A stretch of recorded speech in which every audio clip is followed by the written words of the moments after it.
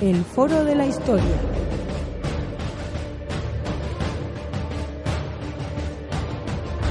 El pasado tiene mucho que contar.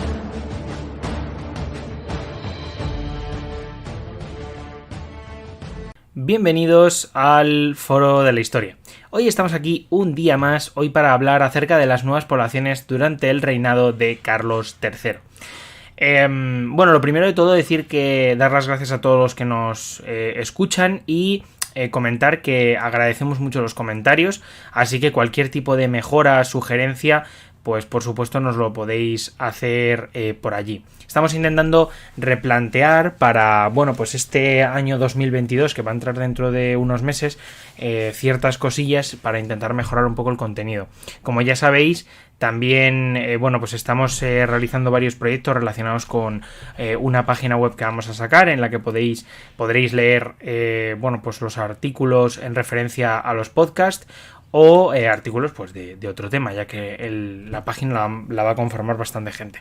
A su vez, animaros por supuesto a comentar aquí en los podcasts en iVoox, porque la verdad que creemos que es algo realmente interesante de cara, pues eso, sobre todo a crear una comunidad sólida de difusión de contenido cultural. Y luego, por otra parte, pues claro, pues también un poco comentarios que nos hagan a nosotros mejorar, como los que en muchas ocasiones nos hace Félix Lancho u otra gente que, bueno, pues nos va comentando ciertas cosas que podríamos mejorar.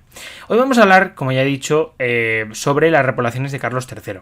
Bueno, antes vamos a hacer una pequeña introducción al reinado de Carlos III, ¿no? Porque la verdad que, bueno, es un reinado que comprende entre el año 1759 y 1788. Se van a llevar a cabo una serie de cambios económicos y sociales propiciados en gran medida, tanto por las reformas regias como por las iniciativas individuales de una buena parte de la nobleza y la burguesía. Y es una época en la que el paradigma social preexistente de estamentos se mantiene, ¿vale? O sea, quiero decir, es cierto que hay ciertos cambios, por ejemplo, durante el reinado de Carlos III, sobre todo respecto a los hidalgos, que es una clase nobiliaria que realmente estaba en ciertas zonas bastante, bueno, según qué regiones, pues había una gran cantidad de hidalgos. Pues se les permite trabajar, por ejemplo, y aunque no hay cambios respecto a que no se eliminan estamentos y a que no hay una, digamos, no hay una sociedad de clases, sí que digamos que podemos ver que digamos que estos cambios históricos son como una pequeña aproximación a lo que un siglo más adelante, unos años más adelante será lo que es la sociedad de clases. En España todos estos cambios se van a sentar con mayor lentitud respecto a otros países europeos. Y bueno, pues tenemos eso, lo que decíamos, que hay regiones como la Cántabra con un 50% de población hidalga, por ejemplo, aunque esto se va a ir reduciendo, pues por ejemplo en ciertas regiones como Galicia, ¿no? Donde hay una población de 1 millón y pico de habitantes, 1.300.000 por esa época, donde solo 14.000 eran hidalgos, ¿no? Que realmente también es algo bastante importante. Carlos III va a llevar diversas reformas, sobre todo a reducir este número, también al aumento de requisitos para que le concedieran el título. Y bueno, también tenemos por supuesto diversas cosillas en torno a, pues eso, creación de instituciones monetarias que van a intentar que la hacienda del reino sea lo más fuerte posible. Luego, por ejemplo, también tenemos pues también diversas reformas respecto a los monasterios, ¿no? De hecho, en torno a las órdenes religiosas, que poseían una barbaridad de propiedades, de monasterios, de convento. Y bueno, la monarquía, por ejemplo, respecto a esto, firmó una serie de concordatos con la Santa Sede para reforzar su autoridad, eligiendo, pues por supuesto, a los candidatos que le eran más favorables, ¿no? Decir por supuesto que este siglo XVIII desde luego para España es realmente fructífero, para la monarquía hispánica, principalmente porque, bueno, tenemos a ministros como Campomanes que van a fomentar además pues un poco, por ejemplo, los discursos en el fomento de la industria popular. También tenemos, por ejemplo, en el ámbito financiero tenemos que se crearon innovaciones y avances para la economía española respecto a, por ejemplo, los equilibrios presupuestarios o, por ejemplo, mejorar el acceso a las economías coloniales por parte de mercaderes españoles. Ya sabéis que el problema de mismamente del contrabando era bastante importante, y lo es hasta el final de las colonias en torno a principios del siglo XIX. También tenemos en política fiscal, una política fiscal orientada sobre todo a la ampliación del imperio por medio de la guerra. O sea, hay una serie de gastos de la Real Hacienda que pues que siempre digamos que van a gravar a la población y a la nobleza, pero siempre con el objetivo, por supuesto, de sacar a España de la ruina, ¿no? Un poco evitando esos, por ejemplo, esos conflictos largos, ¿no? Como por ejemplo los que tuvo Luis XVI en Francia, que estuvieron a punto de llevar al país a la ruina. He de decir también que a nivel monetario sí que hay un gasto, en cuanto a la guerra se refiere, brutal. Por ejemplo, los gastos en defensa, en cuanto al presupuesto, van a llegar a situarse en torno al 68% de lo que se en el 75%, por ejemplo, de los presupuestos reales. Nunca van a bajar además del 50%, y un gasto en guerra bastante importante. Gastos en la administración, pues en torno a un 15 o un 25%, y va a suponer este tipo de cosas respecto a los presupuestos, que pese a que hay una serie de inyección de dinero en ciertos proyectos, como por ejemplo la educación y sobre todo en ciertas áreas como son la modernización de las administraciones, esta modernización no va a ser completa, ¿no? Ya debido al alto gasto en la guerra.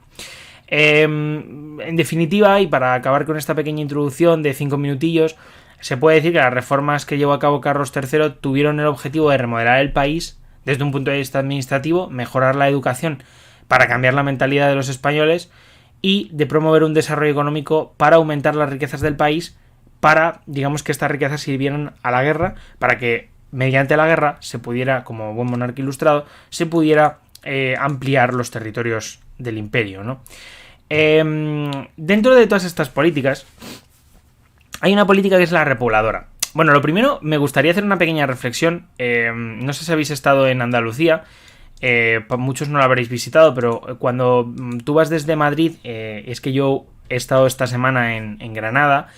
Estos días he estado en Granada, y me ha parecido bastante interesante el hecho de que cuando tú pasas por Despeñaperros y llegas a la zona, digamos, de la Carolina, empiezas a ver como una serie de poblaciones que son diferentes al resto de poblaciones andaluzas, que tienen un sentido diferente, y que, incluso una buena parte de la población tiene apellidos y origen diferente. Claro, esto a mucha gente que no haya estudiado las repoblaciones, pues se preguntará ¿por qué? ¿No?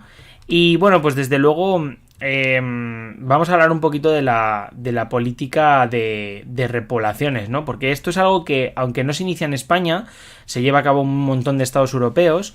Es bastante importante apuntar que estas repoblaciones se hacen debido a las diversas pestes del siglo XVI y siglo XVII, donde muchas aldeas quedan abandonadas, y donde lo que se quiere crear, digamos, es desde una nada, ¿no? Que son estos territorios abandonados, pues básicamente una oportunidad de crear una sociedad nueva.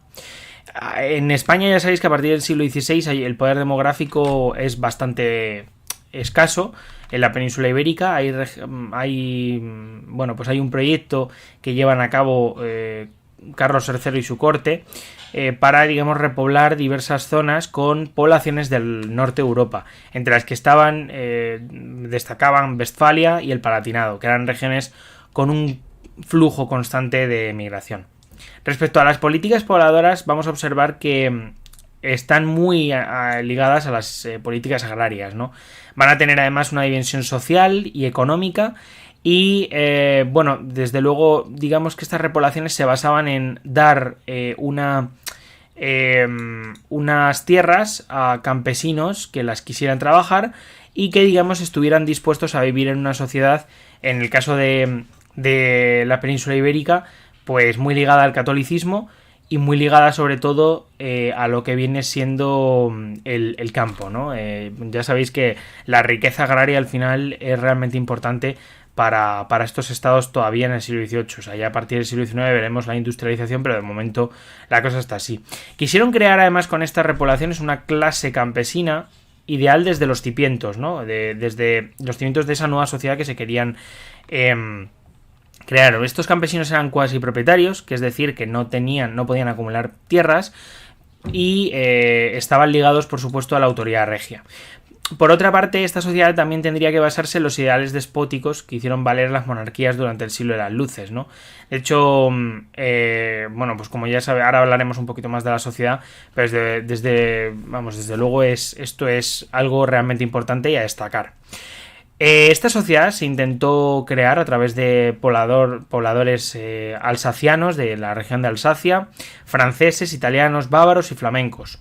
El objetivo de la monarquía fue el de compensar la pérdida de los 6.000 jesuitas expulsados, sustituyéndolos por población útil, ¿no? Que pudiera trabajar la tierra. Para el establecimiento de los colonos en las nuevas poblaciones, que serían la Carolina y tal, se utilizarían recursos económicos además sustraídos a los antiguos jesuitas.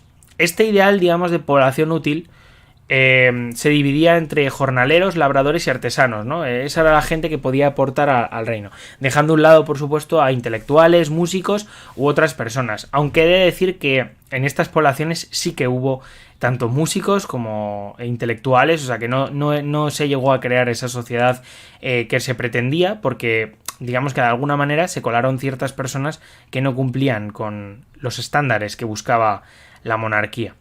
En cuanto al carácter económico, va a quedar reflejado en el carácter económico de estas nuevas poblaciones, va a quedar reflejado en varios escritos del superintendente Olavide, pues más o menos coordinó y administró las nuevas poblaciones entre el 70 y el 75, ¿no? Del siglo XVIII.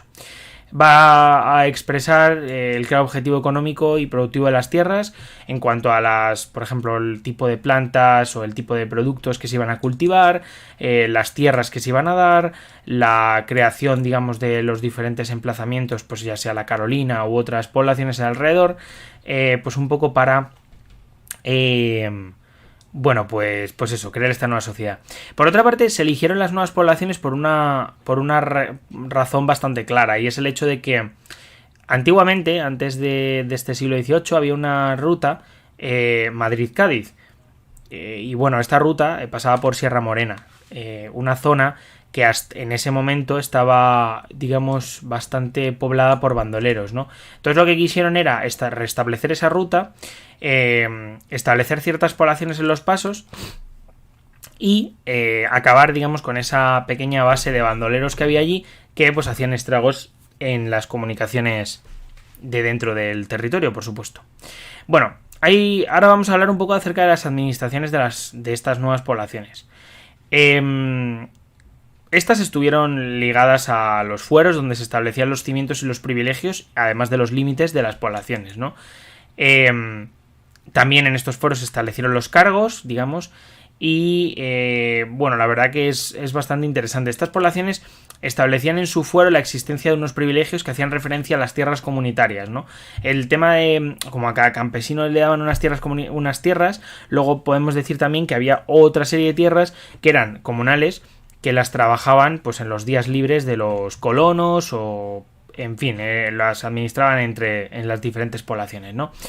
Estas también van a estar sujetas económicamente a la hacienda real, para evitar, digamos, trabas burocráticas y para, digamos, depender del superintendente, ¿no? Que también tenía un cargo o unas características judiciales, ¿no?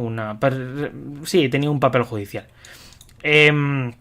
Realmente hay un periodo bastante interesante. En cuanto a las administraciones, podemos decir que entre el 68 y el 70 se van a establecer estas pequeñas poblaciones, ¿no? En estos 2 años, y luego del 70 al 85 se da un segundo periodo en el que ya el establecimiento es absolutamente total, hasta 1835, o sea, momento en el que ya estamos, en los momentos de las guerras carlistas, después de la guerra de independencia, y bueno, pues un momento bastante, o sea, desde luego bastante posterior, ¿no? Son como 60 años, 50 y pico años, 55 años posteriores, ¿no? En este segundo periodo.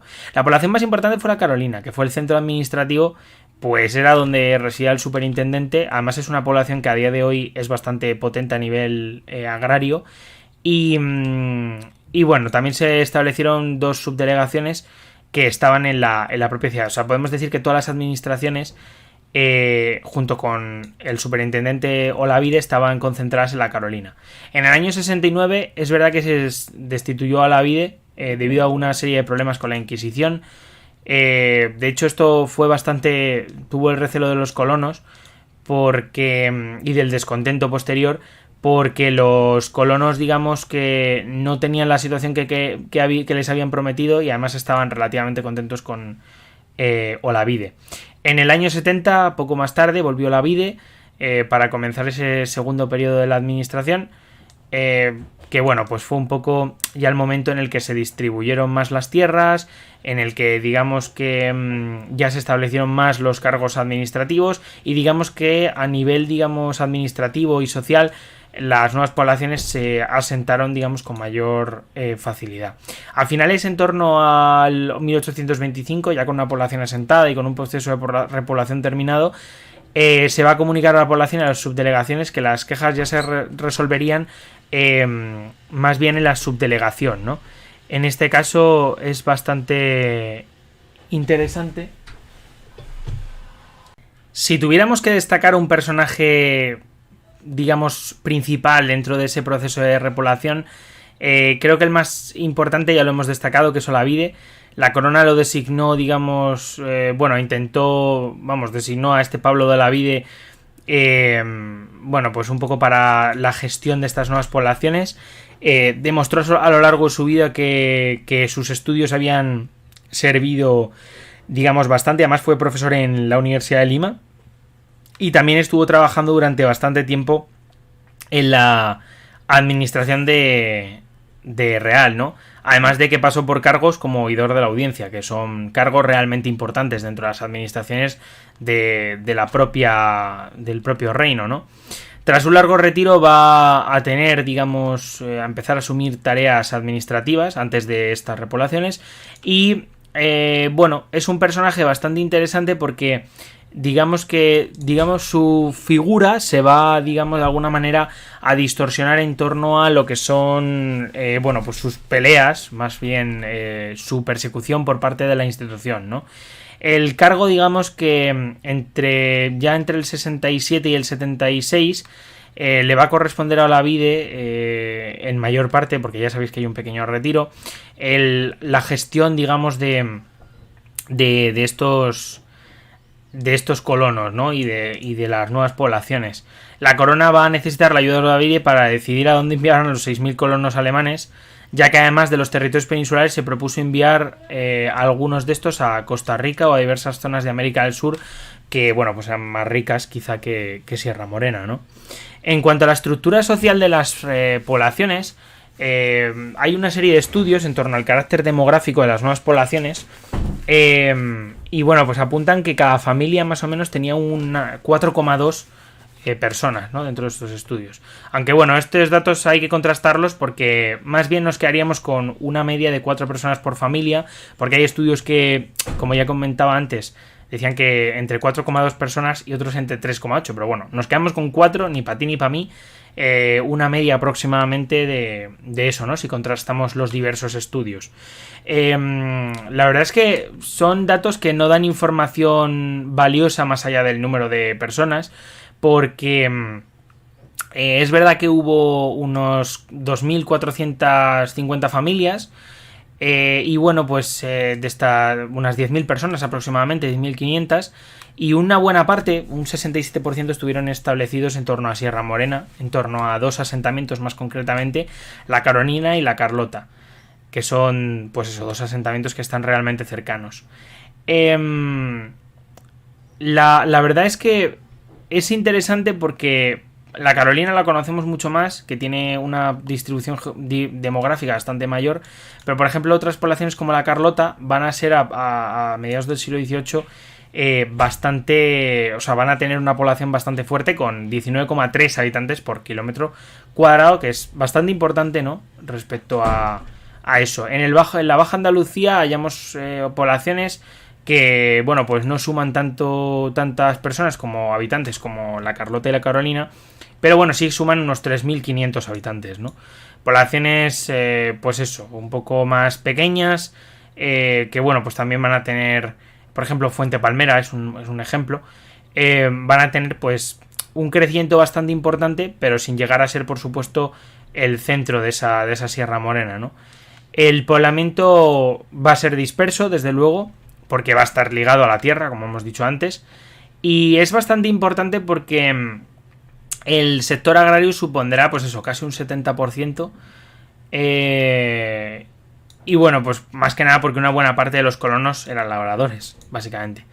De hecho, para que veáis un poco las dimensiones a nivel productivo de estas poblaciones, debemos decir que en torno a lo que viene siendo el 1776, vamos a ver cómo, por ejemplo, los viñedos van a tener realmente una importancia brutal, casi 500.000 de cepas de viñedo. Luego también tenemos moreras, que casi hay 500.000 de plantas, un poquito más de 500.000. Y luego, pues aproximadamente unos 250.000, 250.000 pies de olivo. O sea, realmente, para que veáis el potencial agrario que tuvieron estas poblaciones, ¿no? Respecto a la zona del Baja Andalucía, Sierra Morena va a tener un desarrollo bastante mayor y desde luego muy intenso, ¿no? Con aproximadamente 800.000 plantas frente a unas 500.000 de la región de la Baja Andalucía, ¿no?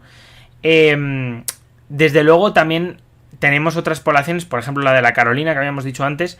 Ya no solo es que fuera el tema, digamos, pues más bien que las poblaciones estuvieron ligadas en un 70% a las actividades agrarias, pero tenemos que ver qué es lo que hubo en ese 30% restante. Bueno, pues por ejemplo en la Carolina hay una serie de talleres de artesanía, también tenemos fábricas de paños, telares y una serie de fábricas de tejidos de lana, ¿no? Son realmente importantes porque además justo es esto lo que se quería promover desde el propio reino, ¿no? La producción la verdad que va a ser realmente brutal y tenemos bastante... O sea, hay que destacar que esta población, sobre todo cuando ya en este segundo periodo, a partir del 70, más concretamente a finales de esa década, del 78, la producción va a ascender muchísimo. Por ejemplo, vemos en las fanegas de trigo, que son realmente brutales, pasan de 8.000 fanegas de trigo al principio de la década a las 14.000. Y bueno, pues también digamos que pues con una ganadería también incipiente, ¿no? No realmente importante, pero tenemos, por ejemplo, registros sobre 3.000 lechones, 300 carneros, 200 y pico ovejas y más de 1.000 y pico chotos. O sea, realmente esta importancia va a ser brutal. Y bueno, ya un poco, no para acabar, pero sí para hablar un poco de un tema que a mí personalmente me interesa menos, tenemos que decir, aunque he de decir que estoy completamente seguro de que a vosotros os interesará mucho más que a mí, y es que la iglesia tuvo un papel bastante importante. Es verdad que esta iglesia pretendía, de alguna manera, que bueno, pues hubiera una sociedad armónica, ¿no? Esta sociedad armónica nunca se llegó a completar, pero y además porque hubo una barbaridad de problemas religiosos, principalmente porque las zonas de donde habían sacado a la población, que como habíamos dicho era Westfalia, el Palatinado y Alsacia, son zonas, aparte de franceses e italianos, o sea, de diversas regiones, yo hablo de las tres regiones donde el protestantismo es mayor. Hubo una serie de problemas porque, claro, estos colonos vinieron a las poblaciones y se dieron cuenta de que eran protestantes, tras haberlos establecido aquí. Entonces hubo una serie de problemas bastante importantes con la Inquisición. El propio Lavide experimentó estos problemas en sus propias carnes. Y bueno, pues intentaron traer, por ejemplo, clérigos suizos, clérigos franceses. Y por ejemplo, se intentó desde los clérigos suizos, hubo 18 que había solicitado la monarquía, solo llegaron 2, o sea, hubo pocos clérigos en algunos casos, y se tuvo, digamos, que compensar con clérigos franceses y clérigos alemanes. Hubo una grave situación eclesiástica, de hecho, se pidieron a diversas órdenes, por ejemplo a los clérigos capuchinos, que llegaran al territorio para intentar poner de alguna manera orden. Y bueno, pues es bastante importante que no fue un periodo, digamos, de armonía, ¿no?, religiosa. También es verdad que a nivel, digamos, eclesiástico es bastante importante porque hubo una serie de infraestructuras en el territorio como por ejemplo, pues eso, iglesias, ¿no? Como las que había en La Pañuela, que son poblaciones más pequeñas, en Santa Elena, esa sí que es más importante, Aldea Quemada o Guarromán, que por cierto Guarromán es un centro bastante importante en la actualidad. Pero bueno, es un periodo la verdad que bastante fructífero también, a partir del 70, momento en el que desde todos los puntos de vista se empiezan, digamos, a consolidar estos cambios de la monarquía de que Carlos III quería plantear dentro de esas nuevas poblaciones. Y bueno, yo creo que es un tema bastante interesante. Ya para finalizar un poco, deciros que me gustaría un poco vuestros comentarios, un poco qué os ha parecido esta pequeña explicación. La verdad que a mí me pareció un tema que en principio no me interesaba mucho, y cuando ibas leyendo, porque hay una serie de congresos que se hicieron sobre estas nuevas poblaciones, justo además en la Carolina, si no recuerdo mal, promovidos un poco por la Junta de Andalucía, si no recuerdo mal, a principios de los 2000, pues bueno, me parece un tema bastante interesante, sobre todo porque a día de hoy sí que quedan, y lo vemos en las propias poblaciones, sí que quedan estatuas y una serie de memoriales a los campesinos y a todas esas personas que cambiaron radicalmente su vida viniendo aquí, digamos, con una promesa de una vida mejor. Y que bueno, pues en ciertos casos sí esta vida se cumplió y en otros, pues por supuesto, según qué aspectos no llegaron a culminar, ¿no? Dentro de este proyecto que pretendía la monarquía de Carlos III. La verdad es que a mí, lo dicho, me gustaría que opinarais un poquito sobre ello, que me dejarais algún comentario. Ya lo podéis hacer por correo, por Twitter, por Facebook, lo podéis hacer, bueno, pues también en iVoox, en Spotify no, porque no hay comentarios. Pero bueno, os animamos por supuesto a seguirnos también en todas las redes sociales que tengamos, sobre todo en Twitter, que es donde más activos estamos, y en Facebook, ¿no? Que tenemos una página ahí con unos 2000 y pico seguidores, que la verdad que ha crecido bastante rápido, y una cuenta de Twitter que esperamos que este año llegue a los 3000 y pico seguidores. Muchísimas gracias y nos vemos en el siguiente podcast de Foro de la Historia. ¡Chao!